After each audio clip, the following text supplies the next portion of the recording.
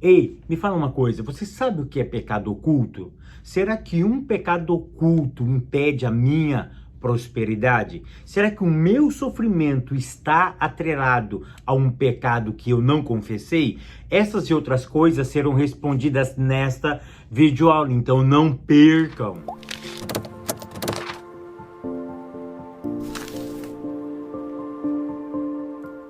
A paz, queridos, que bom estarmos aqui novamente no nosso programa semanal da Escola Bíblica Dominical para darmos sequência à nossa série de estudos bíblicos baseado no livro de Jó. Para quem não me conhece, eu sou o pastor Fábio Segantin. Se você é novo aqui no nosso canal, não perca essa oportunidade, porque aqui do lado tem um botãozinho vermelho, tá? Se você não for um inscrito, clica nele e se inscreva, porque toda semana tem vídeo novo aqui, ok?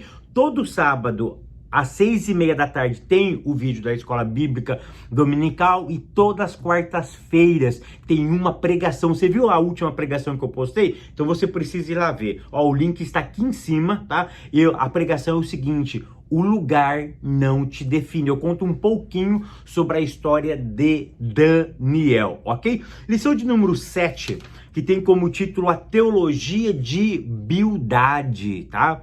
De Bildade. Hoje nós vamos falar um pouquinho sobre a teologia de Bildade. Bildade é o segundo amigo de Jó. O primeiro que fala com Jó é Elifaz. Agora entra Bildade. Bildade vai também tentar esclarecer porque Jó está sofrendo.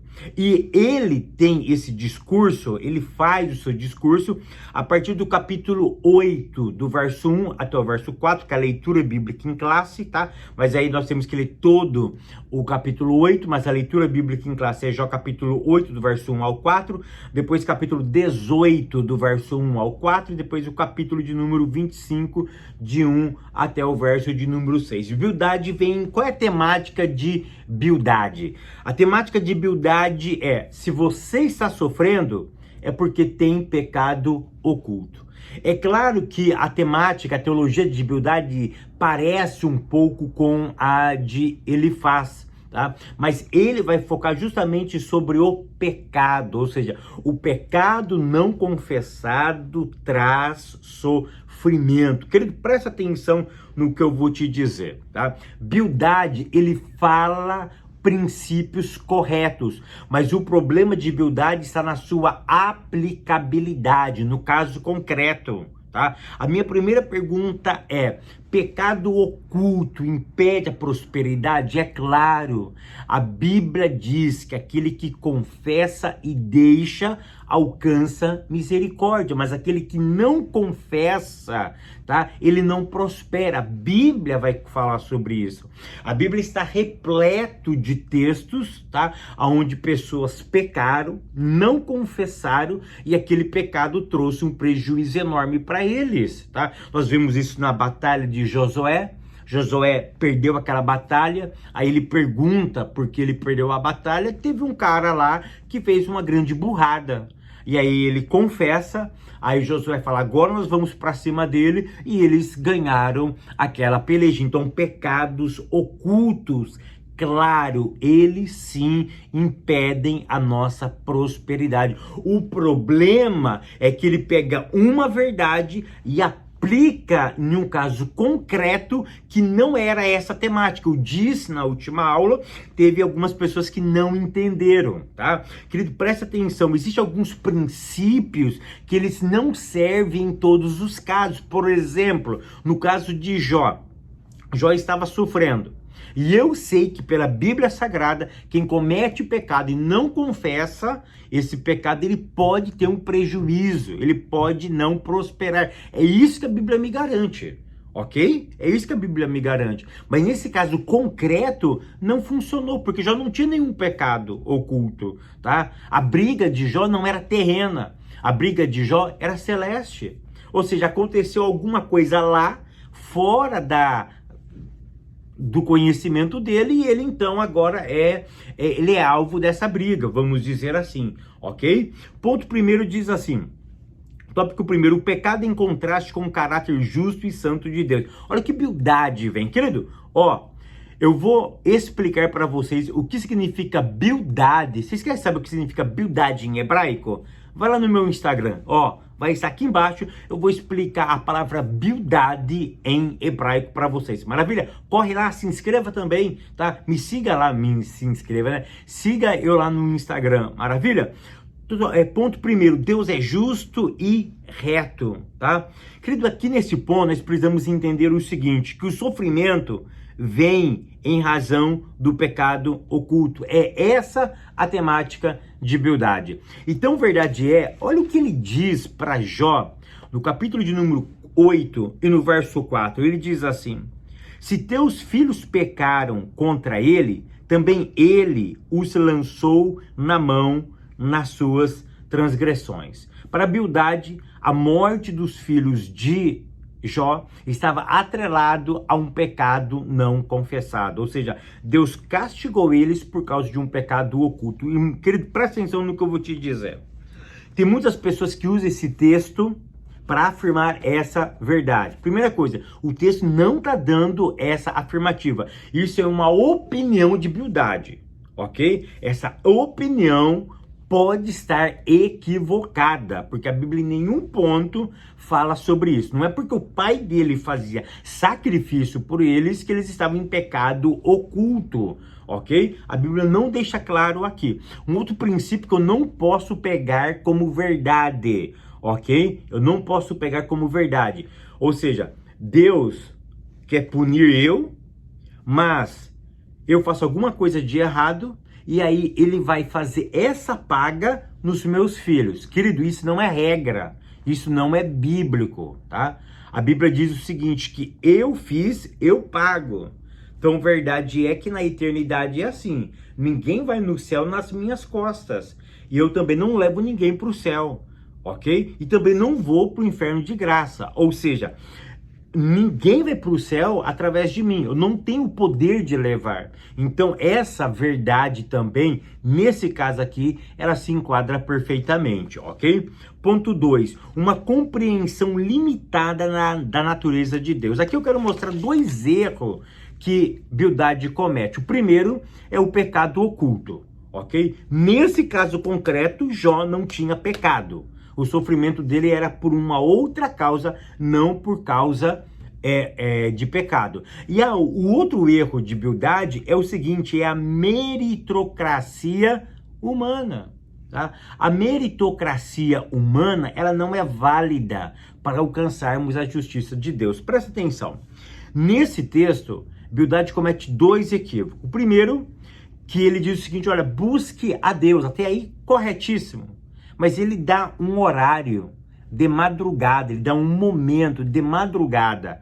Parece que a oração de madrugada ela surge mais efeito negativo. Então esse é o primeiro, esse é uma outra parte do equívoco dele, tá? Ou seja, delimitar um tempo onde Deus nos ouve, ok? E o segundo momento que ele diz o seguinte, olha, você busca ele de madrugada, e se você buscar ele com insistência, você o irá despertar. Eu sei que o texto aqui, ele é poético, tá? Mas o texto está querendo dizer o seguinte, você tem que buscar num momento específico e você vai despertar ele, ou seja, parece que Deus está dormindo, parece que Deus está desapercebido, você tem que chacoalhar Deus, Deus vai despertar em teu favor. Querido, isso é meritocracia. Já viu aqueles pregadores, aqueles hinos que dizem que você tem que incomodar Deus? Vamos incomodá-lo, vamos despertar Deus, porque parece que ele está dormindo, parece que ele não está atento a você. Ou seja, o texto aqui está dizendo o seguinte, você tem que fazer alguma coisa que provoque, que chame a atenção de Deus. Isso é meritocracia humana, e Deus não trabalha através de meritocracia humana. Ele trabalha com favor, com graça, ele trabalha com misericórdia, ele não trabalha à medida de que eu trabalho. Ele não trabalha mediante a minha justiça. A minha justiça, Isaías diz, é como trapos de imundícia. A minha justiça, ela não serve para atrair a Deus. Então, por isso eu vou ser injusto, Fábio? Não, o texto não está dizendo isso. O texto está querendo dizer que a minha meritocracia, ou seja, que nenhum ato humano meu, um esforço próprio, desvinculado de um relacionamento profundo com Deus, vai chamar a atenção do Eterno. É isso que ele está querendo dizer aqui. Maravilha? Ponto 3, a imperfeição humana. Olha o texto de Jó capítulo 9 e verso 2. E daqui nós precisamos ler junto. Jó 9, verso 2 diz a seguinte forma: na verdade, sei que assim é, porque como se justificaria o homem para com Deus?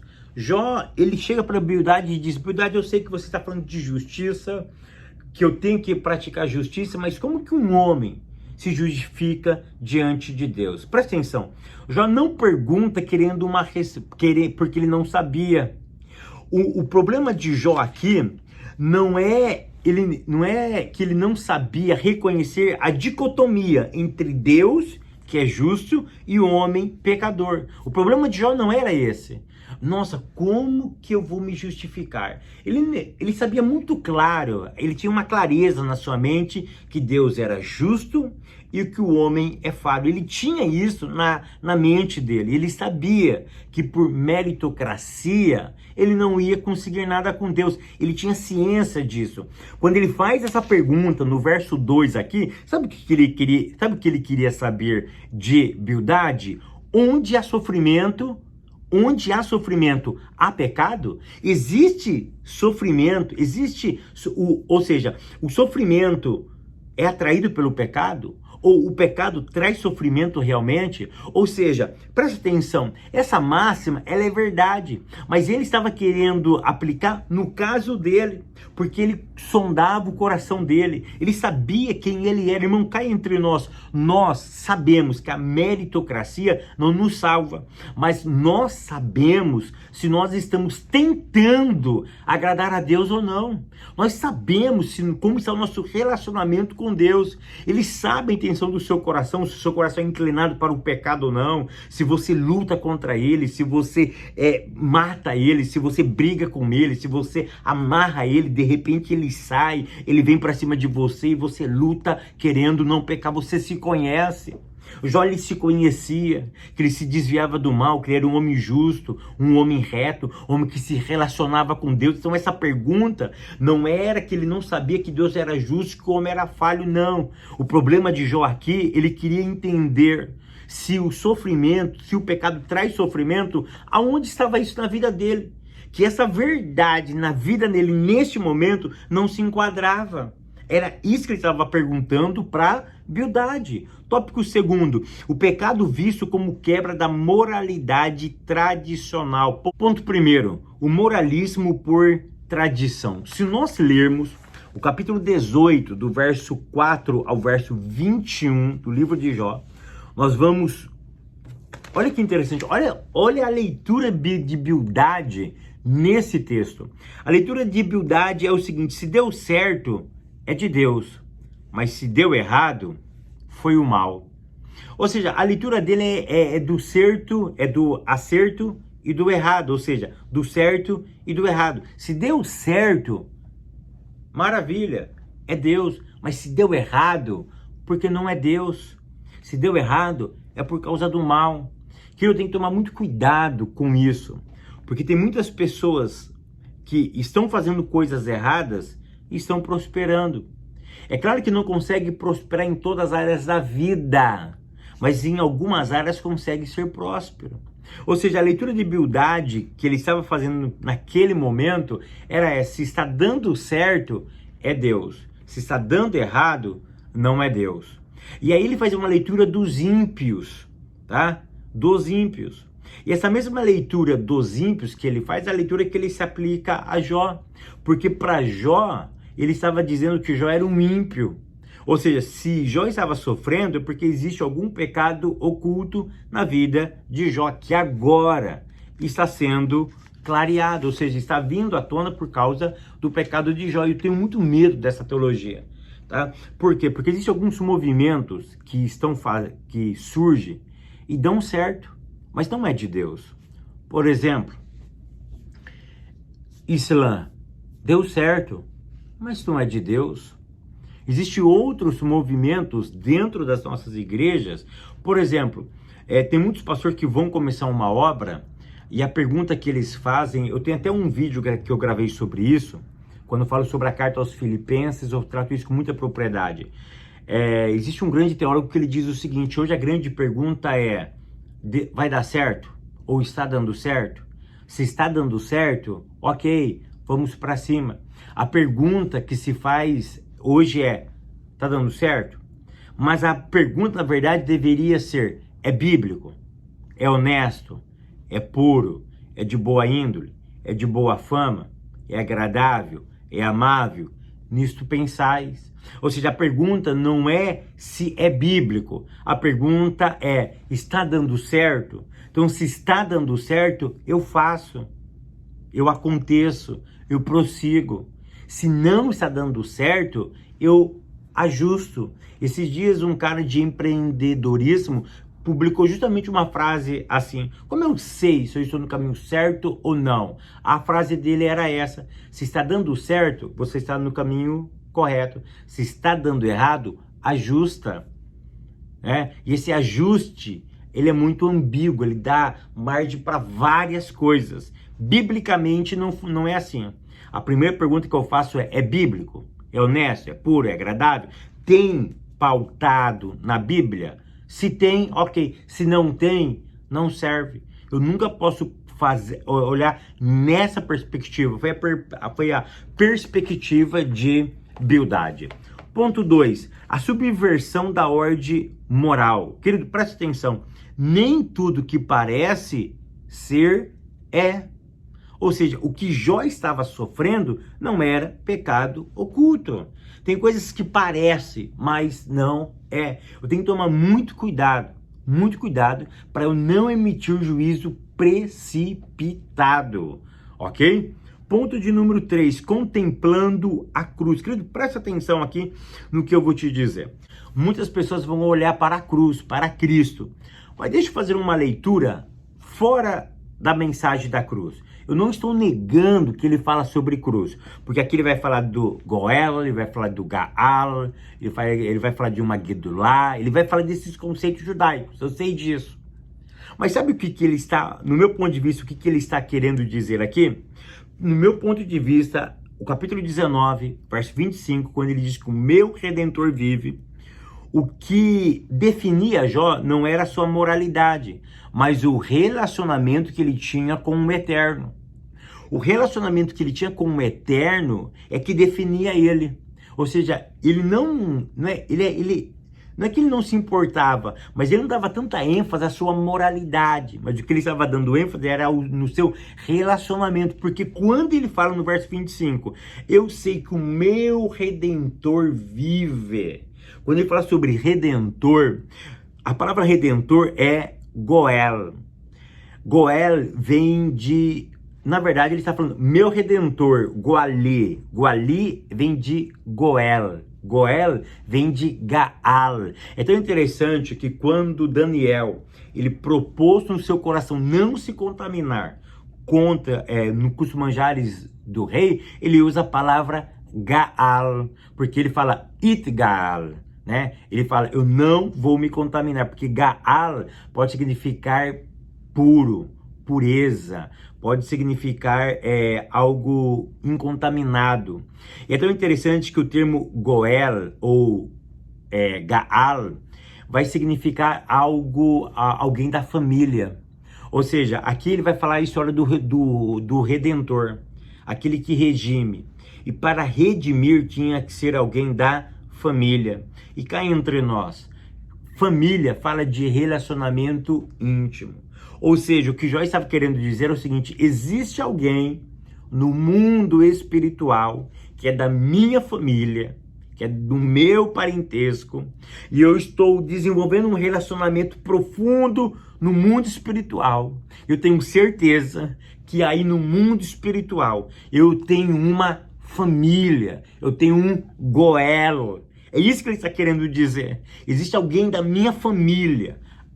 ir no outro mundo. Por isso que ele diz, o meu Redentor ainda vive. Ou seja, ele não está morto. Eu estou criando relacionamento. O foco dele aqui é relacionamento. Eu estou criando um relacionamento com essa família que não está aqui, está aí. E ele vai me defender dessa injusta causa, deste sofrimento meu. É isso que ele está querendo dizer com o termo Goel. Por isso que ele diz Goali, meu, é da minha família. Isso é profundo, queridos. Tópico terceiro, o pecado em contraste com a majestade de Deus. Ponto 1, a grandeza de Deus. Aqui eu quero salientar duas coisas. Primeira coisa que eu quero salientar, a grandeza não é para humilhar, mas para restaurar o homem. Deus, quando se mostra grande, ele não mostra para humilhar. Diferente do ser humano. O ser humano, quando ele se mostra grande, é para humilhar, é para debochar, é para massacrar, é para colocar o outro num patamar mais baixo. É para que esse grande olhe por cima e eu por baixo. É tão interessante que a grandeza de Deus sempre vem nunca para humilhar, mas sempre para restaurar o homem. E a segunda coisa que eu aprendo é que ele cuida ainda da história. Aí nós temos a ideia do deísmo e do teísmo, ou seja, Deus ainda interfere na história. Eu falei semana passada sobre a transcendência e a imanência. Deus ainda cuida da história do ser humano. Ponto 2, a onipotente, mas não ausente. Querido, presta atenção no que eu vou te dizer. Eu já expliquei sobre transcendência e imanência na última aula, corra lá e assista, ficou bem no finalzinho do vídeo. O que liga o grande com o pequeno é o amor. Eu já falei sobre a transcendência, onde ele habita, enfim, eu não quero mais falar sobre isso. Eu quero trazer um outro conceito aqui. Ou seja, Deus, ele é grande, nós já vimos isso, ele é imensurável. Mas sabe o que liga o grande com o pequeno? É o amor. Imagina uma briga. O cara é muito grande, e ele falou que vai batendo em você. O que você faz? Você corre, eu corro. Mas quando a gente vê alguém grande, alguém muito forte, a gente fica com medo. A gente não quer nos relacionar. Mas se eles demonstram um cara amoroso, um cara compassivo, isso cria um elo entre o fraco e o forte. Então eu acho muito interessante esse conceito. Eu fiquei lendo, eu falei, o que eu posso trazer de diferente para o pessoal? É justamente isso, o que liga o grande com o pequeno é o amor. O que liga Deus com nós é o amor. Ele é grande, ele é imensurável. Nós, finito, pequeno, incontável. Mas o que liga entre o grande e o pequeno é o amor, é a cruz que liga o homem a Deus. O Eterno continue te abençoando, te guardando, te prosperando. E até semana que vem, querendo Deus.